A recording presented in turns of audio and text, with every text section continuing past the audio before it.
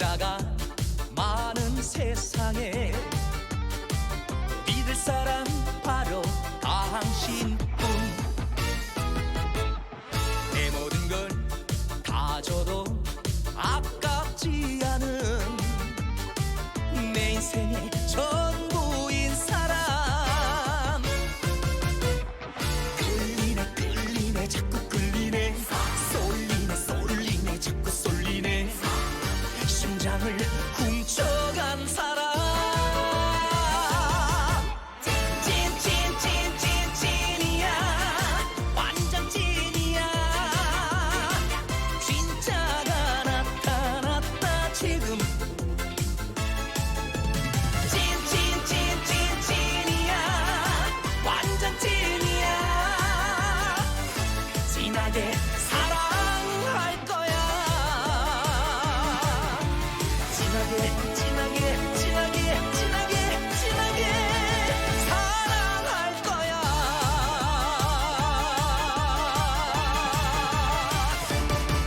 찐.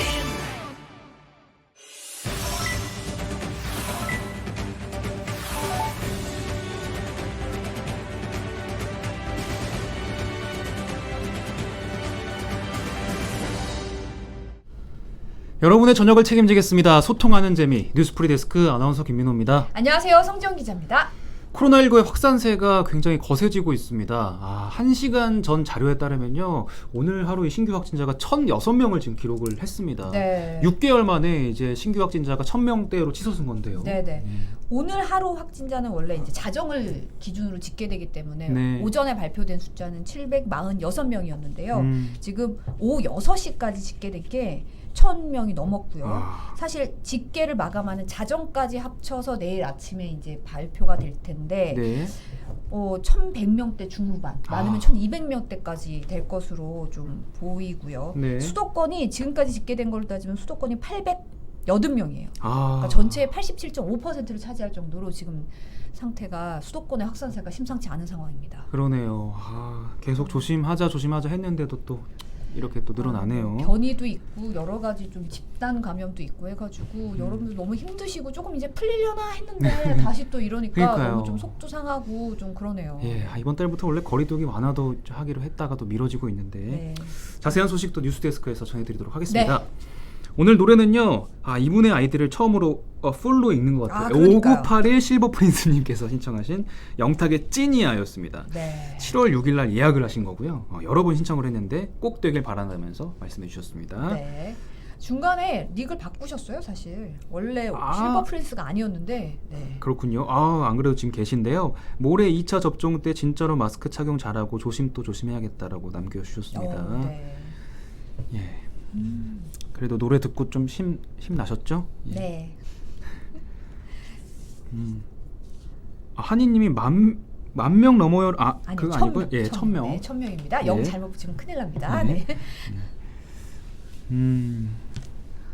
연리지님이 계속 늘어나는구나. 정유현님도 1,000명 넘어요라고 말씀해 주셨고요. 벌써 올해 초에 1,000명대 나오고 지금 거의 이제 6개월 만이어가지고 이 네. 숫자가 느껴지는 압박감이 있는 것 같아요. 예.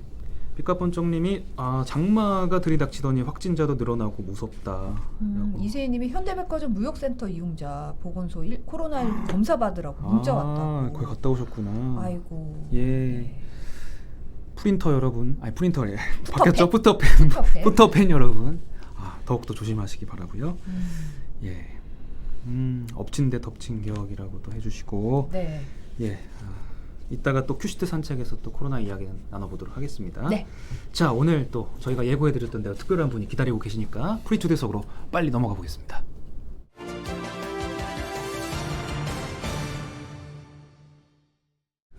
네, 오랜만에 뵙는 얼굴입니다. 정치평론가 안녕하십니까. 배종호 세한대 교수님. 네, 네. 어서 오십시오. 네. 아유, 저도 박수. 오랜만에 뵙네요. 예. 네, 오랜만입니다. 잘 지내셨어요? 잘 지냈습니다. 예. 뵙고 싶었습니다. 교수님 보면은 그냥 기분이 좋아지고 환한 미소가 사람을 편안하게 네. 만드는 기술이 제가 있어요. 기분이 좋아지고. 근데 질문이 있는데 여기 보니까 예. 댓글 다는데 노재필 형님, 성지영 누님. 근데 왜 김민호 우리 아나운서는 저한테 누님 뭐라고- 형님이 아니고 그냥 님 그렇게 돼 있습니다. 제가 그래도 나이가 상대적으로 좀 적다 보니 그러지 않을까. 예. 거의 비슷하다 이거죠. 아 저도 저도 형님으로 불러주십시오. 예. 네. 이사나님이 47 재보선 이후 석 달 만입니다. 반갑습니다. 아, 교수님. 네, 반갑습니다. 기억해주고 네. 계시네요. 목소리 좋으세요, 빌로바 TV님이. 네. 아이고 코디님 지금 진주는 도로 침수됐다고. 아이고 별 피해 없으셨으면 좋겠네요. 네. 네. 한이님이 민호형이라고 한다고. 아유 감사합니다. 예, 뭐는 좋습니다. 뭐 아우도 좋고요. 예. 성우신가요? 하시는 분. 성우는 아니고 방송 기자 출신입니다. 목소리가 꿀이시네요. 그러니까요. 조미연님이 예. 얘기하셨습니다. 오늘 또 꿀 목소리로 정치 이야기 또 한껏 풀어주실 텐데요. 김민호 아나운서님 한테는 비교가 안 되지. 아유, 왜 그러십니까? 되게 이렇게 화기애애한 그러니까요. 분위기 속에서 네. 치열한 얘기를 예. 정치 얘기를 또 나눠보겠네요. 네. 바야흐로 대선의 계절이 왔다고 해도 대선 시즌입니다. 네, 시즌인데 네. 전체 판세가 아직 뭐 선수가 확정된 건 아니지만 지금까지 진행 중인 전체 판세 어떻게 보세요? 맞아요. 판세를 얘기하려면 일단 후보가 확정이 돼야 되는데 이제 막 민주당 같은 경우는 이제 후보 확정을 위한 경선 레이스가 시작이 됐지 않습니까? 네네.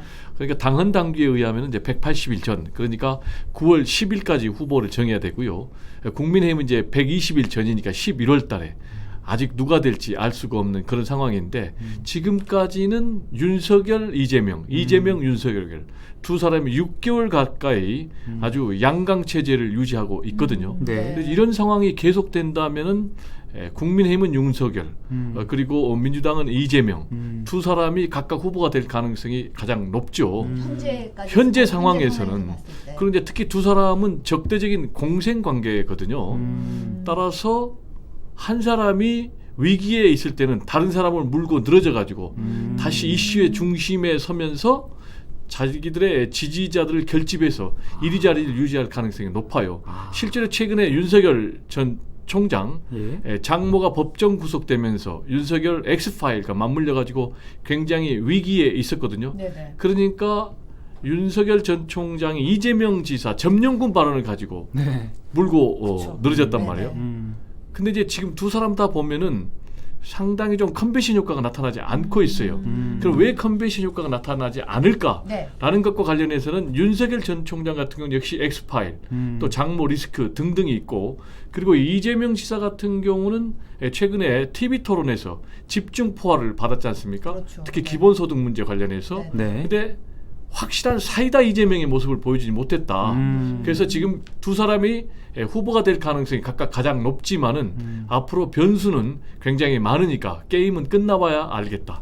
라는 얘기, 누구나 하는 얘기지만. 네. 게임은 끝날 때까지. 그렇죠. 알 수가 우리나라 없다. 대선에서는 네, 장갑 벗어봐야 됩니다. 그러니까요. 예. 네. 말씀하셨던 대로 여론조사 결과만 보더라도 지금 윤석열 전 검찰총장하고 이재명 경기지사 양강 구도가 이어지고 있는데 여론조사 한번 띄워주시겠습니까? 네네. 여론조사 의미를 좀 짚어주시면 좋을 것 같아요. 어떻게 보십니까? 현재 조사 결과. 여론조사가 상당히 좀 복잡해요. 이유는 여론조사 기간마다 결과가 좀 다르니까 네. 시청자들 상당히 좀 혼란스러울 거예요. 지금 나오고 있는 게 리얼미터 여론조사 결과입니까? 네네. 네. 이 리얼미터 여론조사 결과를 보면은 지난번 2주 전에 비해는 33대 26으로 윤석열 전 총장이 조금 앞섰는데 네네. 아니죠. 이거 이번 거죠. 예, 이번 근데, 겁니다. 네. 2주 전에보다 1%포인트 정도 윤석열 전 총장이 올라갔고 네. 이재명 지사는 좀 떨어지는 그런 상황이에요. 그런데 KSOI라는 한국사회 여론연구소 보면은 윤석열 전 총장과 이재명 지사가 31대 30 네. 거의 이제 초박빙 상태로 예. 오차 범위 내에서 접전이네요, 그러네요. 상당히. 네. 그렇습니다. 그런데 또 글로벌 리서치에서 한 거는 이재명 지사가 26, 윤석열 전 총장이 25로 1%포인트 이기는 결과가 나왔거든요. 네. 그러면 왜 이런 차이가 있을까라는 것과 관련해서는 뭐 시기라든지 방식에 따라서 좀 달라지거든요. 네네. 역시 이제 방식이 가장 중요한 영향을 미치는 것 무선 같아요. 전화냐, 유선 그렇습니다. 전화냐, 뭐 네, 어떻게 무선 되느냐. 전화 그러니까 ARS를 하면은 윤석열 전 총장이 상당히 높게 올라가요. 왜 그럴까요? 왜 그러죠? 통상 전화- 이렇게 얘기를 해요. ARS는 누군지 자기가 노출이 안 되니까. 그래서 샤이 보수가 마음껏 의사 표시를 하다 보니까 윤석열 전 총장이 높게 나온다. 네. 그런데 전화 면접으로 할 경우에는 오히려. 샤이 보수들이 좀 자기를 감추니까 오히려 윤석열 전 총장이 내려가는 이런 현상이 일반적으로 지금 나타난다라는 이제 그런 분석입니다. 네. 방금 보신 여론조사 결과는요. 리얼미터가 JTBC 의뢰로 또 한국사회 여론연구소가 TBS 의뢰로 한 여론조사였고요. 표본 오차 95%, 신뢰 수준 플러스 마이너스 3.1%. 자세한 내용은 중앙선거 여론조사 심의위원회 홈페이지에서 확인할 수 있습니다. 이런 거 꼭 해야 됩니다. 네, 필수라서. 예. 네. 그리고 아까 빌로바 TV님이 컨벤션 효과가 뭐냐고 질문 주셨어요. 컨벤션 효과라는 게 특히 이제 정당 같은 경우 전당대회 하지 않습니까? 네네. 그러면은 많게는 한 5% 포인트가 올라가거든요. 그래서 이제 그게 컨벤션 효과다 하는데 그러면 이제 개인 같은 경우는 컨벤션 효과가 있느냐 없느냐 있는 거죠. 그게 뭐냐면 이제 본인이 뭐 중요한 출사표를 던진다든지 대선 출마 선언을 했다. 그렇습니다. 그러면은 올라가는데 이번에 윤석열 전 총장 출사표 던졌는데 별로 안 올라갔어요. 예. 어떤 여론조사 아까 글로벌 리서치 여론조사는 오히려 떨어졌거든요. 그리고 이재명 지사 같은 경우도 압도적인 여권의 1위 주자인데 출사표를 아주 멋지게 던졌지 않습니까? 그렇죠. 근데 안 올라갔어요. 그래서 예. 컨벤션 효과가 없는 것 아니냐라는 이제 그런 문제 제기. 그래서 각각의 문제와 관련해서는 아까 윤석열 전 총장 같은 경우는 엑스파일, 장모리스크 등등이 있고 지금 이재명 지사 같은 경우도 세 가지 문제가 있잖아요. 뭐 형수 욕설 문제, 스캔들 문제 그리고 기본소득 문제. 네. 그래서 이런 부분을 제대로 잘 극복하거나 대처하지 못했다.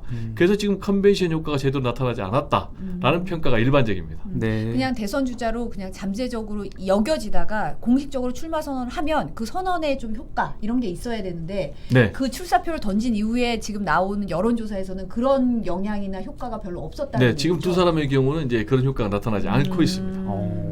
근데 사실 이제 더불어민주당 경우 같은 경우는 아까 말씀하셨듯이 예비 경선이 이제 시작됐잖아요. 그렇습니다. 이제 시작됐습니다. 오늘 100분 토론에서도 사실 예비 후보자 토론회가 있거든요. 근데 이광재 후보는 사실 정세균 전 총리와 단일화를 어제 했고 여권의 이제 앞으로의 뭐 어떻게 보면 반 이재명파, 뭐 이재명 지사 이렇게 좀 구도가 좀 그렇게 돼가는 분위기긴 한데 어떻게 보세요? 이재명파 반 이재명파 이렇게 구도가 확실하게 선명하게 잡힐 것으로 전망을 했는데 그게 잘 그렇게 잡혀지지 않고 있어요. 말씀하신 대로 정세균 전 총리 그리고 이광재 의원은 이제 단일화에 성공을 했는데 네. 두 사람의 단일화 위력과 관련해서는 합쳐서 한 5% 정도 되니까 네. 그렇게 큰 위력은 있지 않을 것으로 보이고요.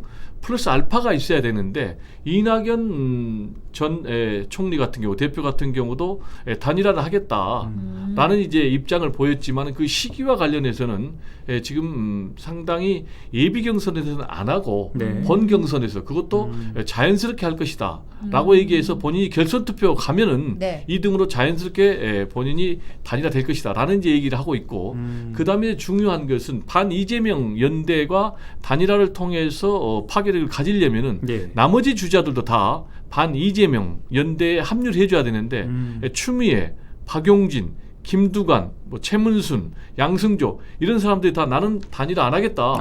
독자로 나는 계속 뛰겠다. 네. 나는 이제 그런 입장을 보이기 때문에 반 이재명 연대가 그렇게 파괴력 있게 나타날 것으로는 전망이 되지 않습니다. 그렇군요. 네. 빌로바 TV님이 정말 정치 얘기가 귀에 쏙쏙 들어오네라고 말씀해 주셨습니다. 네, 이사나님이 오늘 밤 11시 반 특집 100분 토론 더 민주 대선 경선 토론한다고. 이분은 정말 저희 내부자보다 더 정보를 그러니까요. 많이 하시는 것 같아요. 네. 100분 토론까지 꼭 봐주시고요, 여러분. 네. 계속 말씀해 주시는 대로 이재명 지사가 뭐 여론조사 결과도 그렇고 대세론이긴 한데 이게 이제 계속 결선 투표까지 갈까에 대한 생각은 다들 이제 동의하는 편인가요? 어떻게 좀 우리 평가하십니까? 김민호 아나운서님은 어떻게 보세요? 저는 진짜 잘 모르죠. 예, 저는 이거 좀 어떻게 될까요? 정치 이슈만 나오면 약간 조심스러워집니다. 조심스러워. 예, 또 앞길을 모르니까. 예. 일반적으로 보면요 결선 투표가 없을 가능성이 높아요. 그 정도입니까? 왜 그러냐면 이제 문재인 대통령 같은 경우도 지난 18대 19대 대선 경선 때 50%, 53% 그냥 1차에 끝내버렸거든요. 근데 결선 투표가 없었어요. 근데 지금 이제 이재명 지사 같은 경우도 결선 투표가 일반적으로 보면 없을 가능성이 높아요. 왜냐하면 압도적 1위거든요. 그리고 2위 이낙연 주자에 비해서 2배 이상 높거든요. 네네. 그래서 이재명 지사를 뺀 나머지 모든 주자들 지지율 다 합쳐도 이재명 지사가 더 높기 때문에 자연스럽게 쏠림 현상으로 결선 투표가 없을 가능성이 더 높다. 이런 게 이제 굉장히 일반적인 전망인데 네네. 약간 문재인 대통령하고 좀 다른 케이스가 있어요. 네. 그게 무슨 얘기냐면 문재인 대통령이 지난번 2차례 대선 경선에서 1차 투표로 끝내버렸던 것은 당 조직을 완전히 장악하고 있었어요. 근데 이제 문재인 대통령 후보에 비해서 이재명 지사 같은 경우는 지금 현재 비주류거든요. 네. 그렇죠. 아시겠지만 아시겠지만 친문의 비토 정서가 굉장히 강하거든요. 그리고 이제 당 조직을 완전히 장악을 못했어요. 물론 송영길 대표는 굉장히 이재명 지사에 대해서 우호적인 것 같아요. 그래서 지금 당내 논란이 좀 일고 있지 않습니까? 그렇죠. 네. 그리고 이해찬 전 대표 같은 경우도 상당히 이재명 지사에 대해서 손을 들어주는 그런 모양새. 그럼에도 불구하고 이재명 지사 캠프에 합류한 국회의원들이 한 30에서 40명 정도 추산되거든요. 네네. 근데 정세균 주자 같은 경우는 한 40에서 50명. 그러니까 한 사람에 비해서도 벌써 의원 지지가 좀 약하죠. 그리고 이제 경선 방식이 선거 인단을 모집해서 하는 그런 방식이거든요. 네. 그러니까 이재명 지사가 혼자 뛰는 거하고 다른 모든 주자들이 같이 뛰는 거하고 아무래도 선거 인단 모집이 좀 약하겠지 않습니까? 예. 그러면은 1차에서 결선 투표 이길 가능성이 좀 떨어지는 거죠. 어. 근데 무엇보다 중요한 것은 이번에 TV 토론에서 이재명 지사가 압도적인 우세를 보이지 못했다는 것. 맞아요. 이재명 지사 같은 경우는 역시 본선 경쟁력이 가장 높다. 네. 특히 중도 그리고 2030 그리고 호남의 전략적 투표가 굉장히 강한데 중요한데 지금 이런 모습의 TV 토론을 보면은 호남의 유권자들 지지자들이 고개를 좀 갸우뚱할 그런 가능성이 좀 있어요. 네. 그래서 확실하게 앞으로 남은 2차례 TV 토론 그리고 국민 연접에서 역시 이재명이 본선 경쟁력이 제일 뛰어나다. 그리고 이재명이 나가면은 정권 재착할 수 있다라는 확신을 심어주지 못한다면은 1차에서 과반 득표 못할 가능성도 여전히 남아있는 그런 상황으로 보입니다. 쉽지가 않을 수 있다. 예. 아닐 수도 있는 거죠. 근데 사실은 야권 주자가 먼저 정해지고 사실 여권 주자가 먼저 정해지고 야권이 나중에 정해지기 때문에 지금 상황은 그것도 그렇습니다. 사실은 좀 어떻게 될지 봐야 되는 거네요. 그렇죠. 그러니까 이제 이재명 지사가 굉장히 잘해줘야 돼요. 만약에 이제 1차 투표에서 본인이 과반 득표를 못하면 무슨 일이 벌어지죠? 결선 투표가 생기는 거죠. 그럼 결선 투표에서 나머지가 똘똘 뭉친다면은 역전도 가능하죠. 그런데 지금 상황에서는 제가 볼 때 역전은 그렇게 가능하지 않아 보여요. 왜냐하면 지금 2위 또는 3위 자리를 놓고 추미애, 박용진 주자도 맹추격하고 있거든요. 네. 그래서 누가 2위를 할 거냐라는 것에 대해서 좀 퀘스천 마크가 있는데 네. 지금 추미애 전 법무장관 같은 경우에 예상과 달리 이재명 지금 엄호를 해주고 있는 그런 상황이거든요. 그렇더라고요. 따라서 반 이재명 연대가 아까 말씀드린 대로 똘똘 뭉쳐서 하나가 되지 않고서는 역전하기는 좀 어려워 보이는데 그래도 알 수 없죠. 남은 레이스에서 확실한 2위 추격자가 나설 경우에 이주도 돌풀처럼 어떤 일이 벌어질지 아직은 예단하기 어렵다. 네. 라는 얘기를 좀 강조하고 싶습니다. 그래서 제가 모른다고 했던 겁니다. 그래서 저도 여기서 아니다 무조건 이재명 된다 그러면 당장 나머지 주자들이 지금 뭐 하는 거야 배정호 문제 제기하거든요. 지금 송영길 대표가 지금 공정경선 관리의 문제를 받고 있지 않습니까? 네. 그래서 저는 이제 그런 문제 제기 받고 싶지 않습니다. 이런 변수 저런 변수에 대해서 예. 얘기를 해주시는 거죠 사실. 네. 그렇죠. 이번에는 야권 얘기 좀 해볼까요? 뭐 야권의 유력한 대선 주자죠. 윤석열 전 검찰총장 민심 투어에 나섰어요. 그렇습니다. 그리고 현충원 갔다가 다들 가시는 현충원 갔다가 카이스트에 가서 탈원전 얘기를 꺼냈단 말이에요. 네. 네. 이런 정치인 뭐 어떻게 보십니까? 일단 이제 민심 투어를 왜 나섰냐? 본인이 민심 투어를 나서지 않으면은 여론의 주목을 못 받아요. 여론의 주목을 받으려면은 국민의힘 들어가서 레이스를 해야 되는데 본인 스케줄은 지금 국민의힘에 바로 들어가지 않겠다. 그러면 이제 계속 여론의 주목도를 가져야 되는데 그 방편이 이제 민생 투어인데 근데 민심 투어의 첫 선택지가 탈원전과 관련된 거예요. 네. 그럼 왜 탈원전 정책을 본인이 대표적인 브랜드 정책 1번으로 선택했을까? 역시 이제 첫 번째로는 이제 탈원전 문제가 현 정부의 어떻게 보면 좀 실패한 정책 아닌가라고 본인이 판단한 것 같아요. 네. 그리고 지금 경북의 월성 원전이 있지 않습니까? 이제 TK 지역이니까 아무래도 보수, 네. TK 지역 표심을 겨냥한 그런 문제도 있다고 보여져요. 네. 그리고 본인이 이제 탈원전 수사를 했지 않습니까? 그렇죠. 그러다가 또 본인 주장은 나는 굉장히 압박을 받았다. 감찰 또는 징계 이런 부분과 관련해서도 역시 내가 압박을 받았고 피해자니까 그래서 내가 결국은 정계 진출할 수밖에 없었다. 대선에 진출할 수밖에 없었다라는 이제 자신의 정치 진출의 정당성 확보를 하기 위해서도 이걸 선택한 것 같고요. 네. 그리고 이제 무엇보다도 최재형 감사원장이 굉장히 다크호스 내지는 이제 어떻게 보면은 대안제로 지금 준비가 돼 있다고 하는데 최재형 감사원장 같은 경우도 월성 원전의 경제성 조작 네. 관련해서 감사를 했고 그 부분 관련해서 현 정부가 충돌했고 결국 이제 사표를 내고 나왔는데 그러다 보면은 이게 최재형 감사원장 전 감사원장의 브랜드가 될 수 있어요. 그래서 본인이 선점했다. 아젠다를 선점했다. 아. 이거 네. 내 거야라고. 네, 그런 분석이 하나 있고요. 마지막으로는 지금 윤석열 전 총장 같은 경우에 뭔가 본인이 대통령이 되겠다라면은 왜 윤석열인가? 또는 내가 대통령이 된다면은 나는 대한민국을 어떤 방향으로 끌고 가야 되겠다라는 메시지가 나와야 되는데 지난번에 출사표 던진 거 보면은 문재인 정권 안 된다. 라면서 국민 약탈이다, 뭐 이권 카르텔이다. 엄청 센 굉장히 발언을 욕만 했죠. 했지. 네. 뭘 하겠다라는 비전 제시는 못했어요. 본인이 그렇죠. 뭘 할지에 대한 거는 별로 그렇죠. 그게 나오지 가장 않았죠. 중요한 거죠. 네. 그래서 비전을 제시하기 위해서 이 탈원전 정책을 선택한 것 아닌가 반대하는 것을. 근데 문제는 결국 이제 자신이 여기를 갔는데 얘기를 들었거든요. 얘기를 듣는 것을 끝나면 안 되는 거예요. 예. 그렇죠. 나는 탈원전 정책과 관련해서 반대하니까 어떤 에너지 정책을 나는 제시를 합니다. 네. 라는 그런 메시지는 안 나왔어요. 그리고 이제 본인이 아무래도 지금 공부 중이잖아요. 근데 외교 문제, 안보 문제, 굉장히 또 뭐 국방 문제, 그렇죠. 교육 문제, 음. 일자리 문제, 부동산 문제 여기에 대해서 과연 해법이 지금 준비되어 있을까요? 안 돼 있기 때문에 아마 이 분야를 본인이 선택해서 대표적인 정책 브랜드 일본으로 삼고자 하는 그런 의도가 담긴 것 아닌가. 배정호의 생각입니다. 코너명랑 지어도 될 것 같아요. 배정호의 생각. 네, 배정호의 분석. 예. 심은정님도 그거는 최재형 견제 아닌가요?라고 날카롭게 또 지적을 해주셨네요. 네. 예.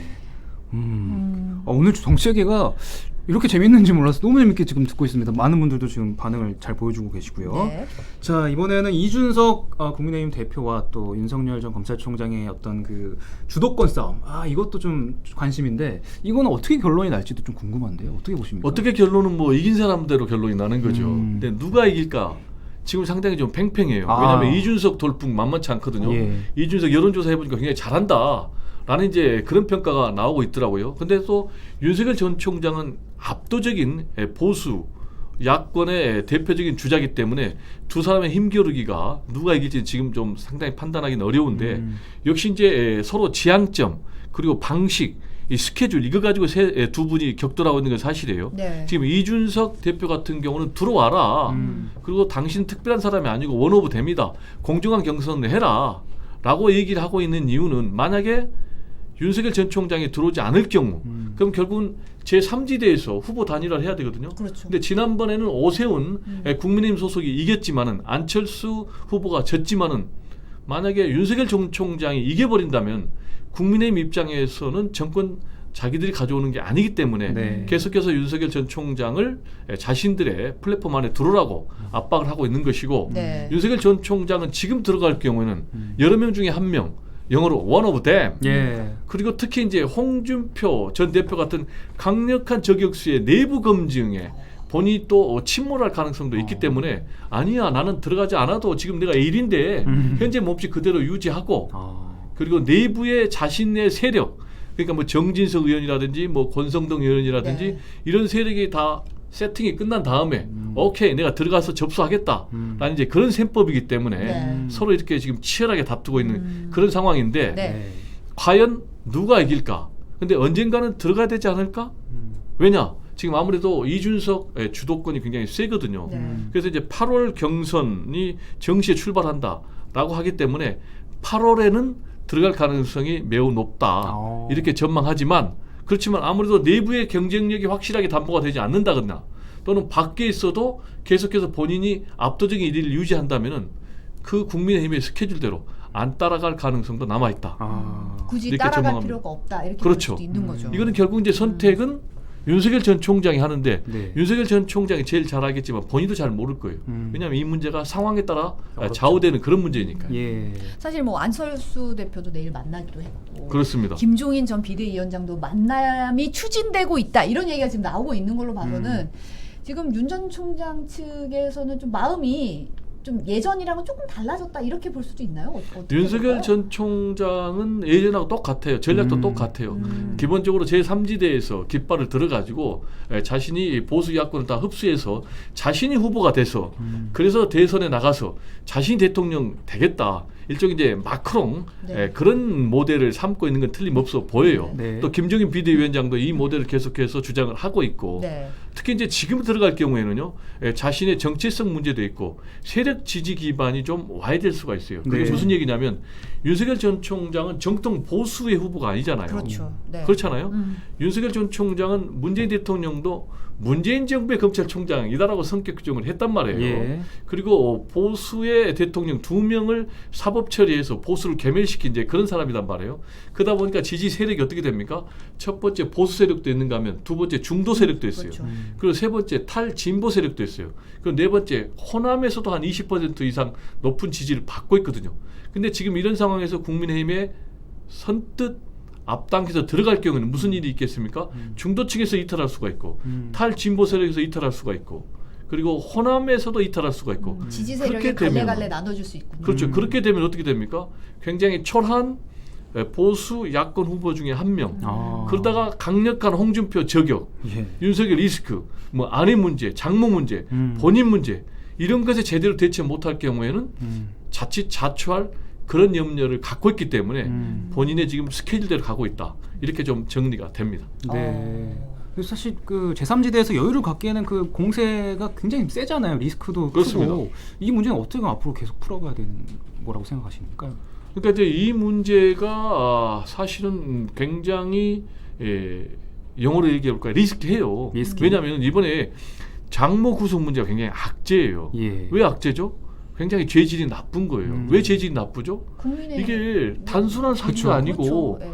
국민의 돈을 훔쳐간 그런 사기 범죄예요. 무려 금액이 22억이에요. 환수도 안 됐어요. 근데 이제 윤석열 전 총장은 본인이 뭐 그런 말이 한 적이 없다라고 얘기를 하지만은 10원 한 장 피해 주지 않았다. 그렇죠. 그런 기사가 있었죠. 본인은 근데 저는 이제 이렇게 생각을 해요.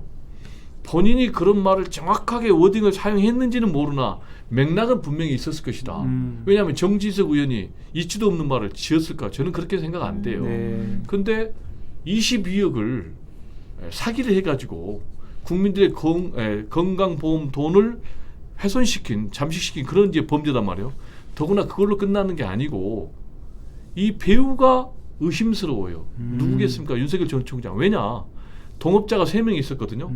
근데 3명이 다 중형에 처해졌어요. 한 명은 징역 4년. 4년. 네. 그리고 나머지 2명은 집행유예 4년을 받았단 말이에요.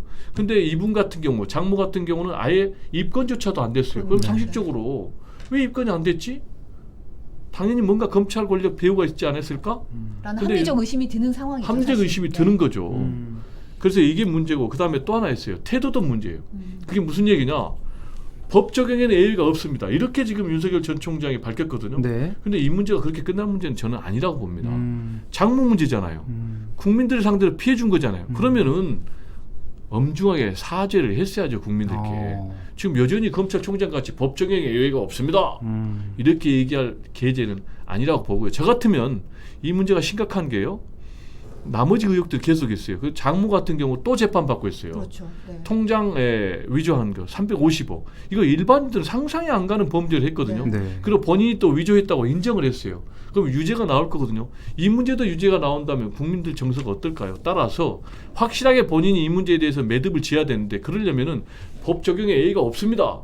이렇게 얘기할 게 아니고 만약에 제가 배우라는 그런 의심이 들 만한 일이 확실하게 증거가 나온다면 저는 정계 은퇴하겠습니다. 라는 메시지를 던져야지 이 문제가 꼬리가 잘라지지. 이런 뭐 법 적용에 예의가 없습니다. 라고 얘기해서는 윤석열 리스크가 정리가 저는 되지 않을 것이다. 본인의 이렇게 이제 주변에 이제 본인의 어쨌든 이런 게 나와 있는 상황이 아니라 전혀 다른 얘기처럼 선을 긋고 있잖아요. 사실은 지금 근데 이렇게 하면 원칙 선이 안 문건 그어지죠. 네.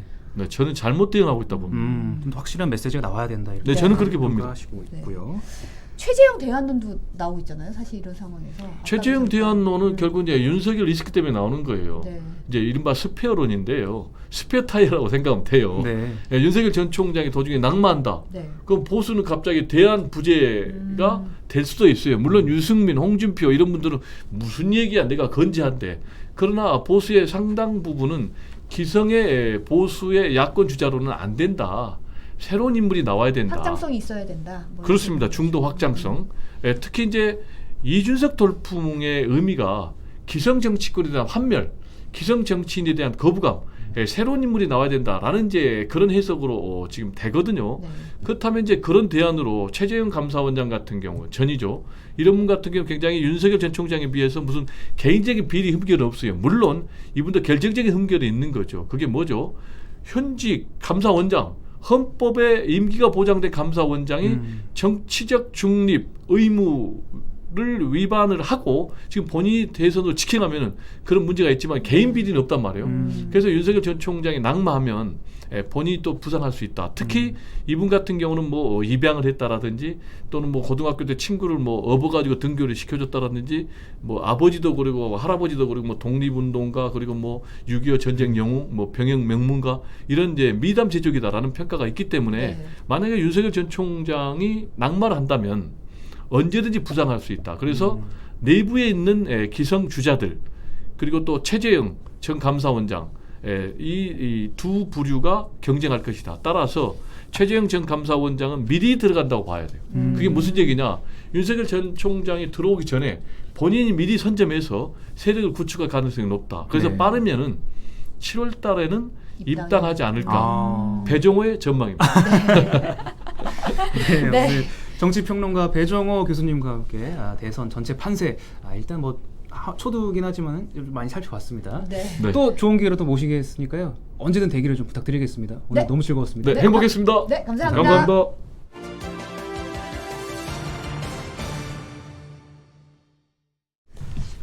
네, 큐시트 산책을 6분 재밌습니다. 정도 떠날 재밌습니다. 시간이 네. 확보가 됐네요. 네.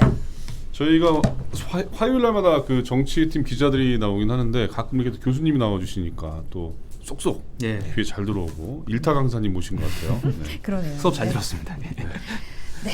또 감사드리고 저는 오늘 뭐 아까 코로나 얘기하셨는데 1,000명이 넘었어요 지금. 네. 그래서 내일 걱정인데 일단 그것도 그거지만 남부지방에 지금 폭우가 엄청 그러니까요. 와가지고 네. 상황이 그 시간당 70mm 정도가 왔는데 해남 같은 경우는 최고 500mm 어제부터 오늘까지 그다음에 뭐 장흥 같은 데도 400mm 이상 왔다고 그래요. 그래서 네. 제가 영상을 좀 갖고 왔는데 잠깐 보실게요. 네. 제보 영상이거든요. 저기가 어디냐면은 그 영암군 학산군에 있는 주차장이 침수된 건데 요거는 이제 짧아요 영상이. 다음 영상은 이제 장흥입니다. 장흥인데 그 버스 정류장 밑으로 물이 이제 올라온 거죠. 저게 이제 다 논이었어요. 도로가 침수가 된 건데 침수가 많이 됐네요.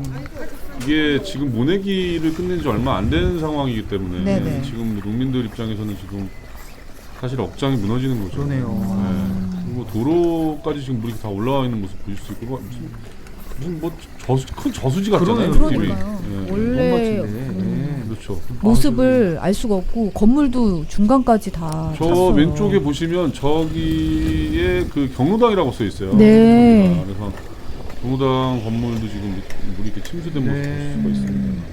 아주 정자까지 다 지금 물이 찼네요. 네. 저희한테 제보 영상을 많이 보내주셔서 주셔가지고 저희가 오늘 데스크에서 좀 소화를 할 텐데요. 네. IM 써느님이 여수인데 오전에 많은 비 온 건 기본이고요. 천둥 번개 난리 났었다고. 강진 같은 경우도 저기 보시면 지금 뭐 오늘 물바다가 됐죠. 도로가 지금 침수돼가지고 도로가 끊긴 상황이고 아이고, 눈이 침수된 게 한눈에 네네. 보이네요. 네. 지금 전남에서만 주택이 130여 채가 침수됐고 농경지가 15,000헥타르가 물에 잠겼다고 합니다. 우리 여기 여기는 광양에 산사태 그 나오시네요. 산사태인데 네. 80대 여성분이 이게 숨지채 아. 발견돼가지고 오, 집이 무너졌어요. 인명 피해도 지금 있는 상황이거든요. 네네.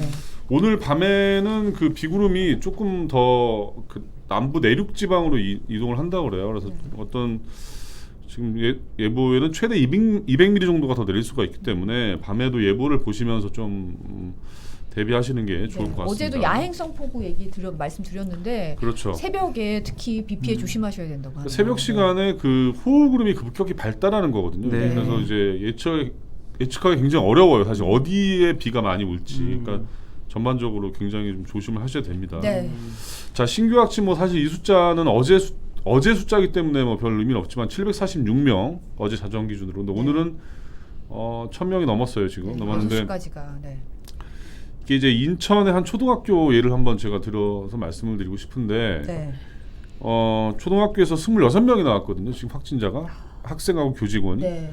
근데 이게 문제가 뭐냐면 처음에 6학년 학생 2명이 확진된 다음에 더 조사를 해봤더니 그게 나온 거예요. 근데 이제 전교생하고 학부모까지 3,000명이 검사를 받아야 된다고. 네. 그리고 또 그 인근에 있는 학원 13개 학원을 다 그 학생들이 다니니까, 네. 다 검사를 이제 받아야 되는 건데 학교에서 이렇게 확진자가 나오게 되면 그 파급이 그 효과가 엄청나게 좀 심각한 거거든요. 네, 그 영향이. 그래서 하여튼 뭐 지금 큰일이고 내일 이제 뭐 사회적 거리두기 발표를 할 건데 지금 상황에서는 3단계 적용 가능성도 있어요. 네. 왜냐하면 이게 숫자가 워낙 높아지기 그렇죠. 때문에 원래는 좀 풀어주려고 그랬잖아요. 그러니까요.